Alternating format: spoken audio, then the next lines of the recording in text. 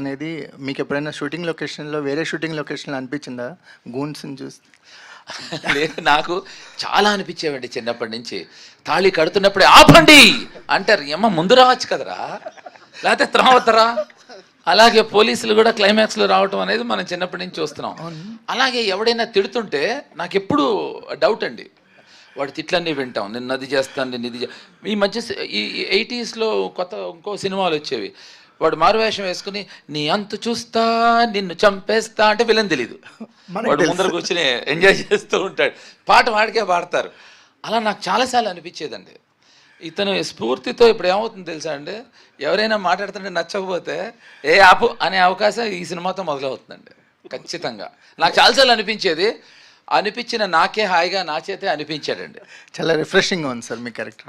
అందుకే మీ ఫోటోకి మీరే దండేసేటా చేశారేమో.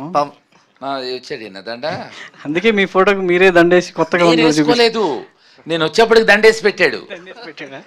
ఏంటి దండేసావన్నా అది అని చెప్పాడు. ఫస్ట్ కాపీని రావాలి కదా నా ఫోటోకి, నాకు దండేసాడని నాకు నవ్వొచ్చింది. మళ్ళీ అది శివలో ఫోటో, అది చెప్పను నేను, ఇంకా అది చెప్పను నేను. నాకు నా దండ చూసి నవ్వొచ్చింది. అంటే ఇప్పుడు మేమెవ్వరం కామెడీ చేసేయం, మేము కామెడీ చేసేయం, అది కామెడీ జరిగిపోతూ ఉంటుంది అలా అనమాట. అలానే ఉంటేనే ఆడియన్స్ నవ్వగలరు కదా, మీరు నవ్వుతూ ఆడియన్స్ నవ్వించాలంటే కష్టం కదా. కాదు, విషయం చెప్పినా అండి, మనం ఆడియన్స్ అంటాం, ఫస్ట్ ఆడియన్స్ మేమే అండి. ఇప్పుడు సెట్లో మనం చేస్తుంది, సెట్లో వాళ్ళు నవ్వితే దర్ ఆల్ ఆడియన్స్ అండి. మనం ఎక్కడో తెలియని ఆడియన్స్ అనేది అది ఎక్కడి నుంచి ఎవరు కాయిన్ చేశారో తెలియదు, కొత్తగా ఇంకోటి మొదలెట్టారు ప్రేక్షక దేవుళ్ళు అని. ఎవడరా అది కాయిన్ చేసిద్ది, చంపుతున్నారండి. ఏమండి మనందరం కూడా ఆడియన్స్, మనందరం దెయ్యాలం, ప్రేక్షక దెయ్యాలం మనం.